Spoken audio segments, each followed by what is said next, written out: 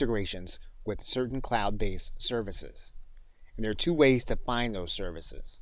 One of the ways you can find them is by going to your Automations tab and then going to this link that says Integrations. You'll see those integrations here in this screen. Another way to see the integrations is to go and do a web search. And if you go to ConvertKit/integrations, you'll be able to see certain integrations that will work with ConvertKit, and you can search for them by their function. You can also search for them by name using the search box.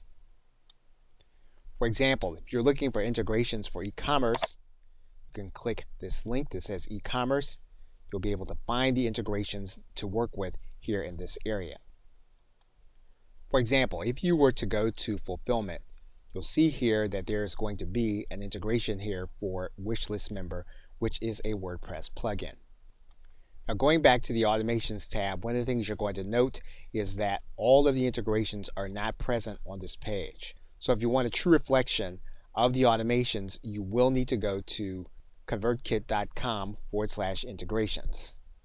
Now, you do want to be signed in, and signing in from this page will not necessarily take you through the integration. In this case, you're actually going to come back to your Automations area. You're going to click on Teachable. What you're going to do is you're then going to write in your Teachable site domain and then click Next.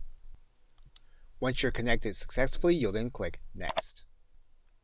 You'll then need to take this ConvertKit URL. You'll need to paste it into your webhook settings for your Teachable site.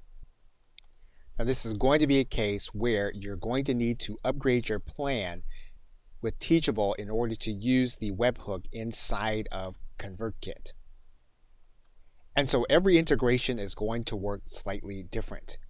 Teachable works only with the advanced plan. However, some will work directly with the basic version. Okay, so with that, thanks, and I will see you in another video.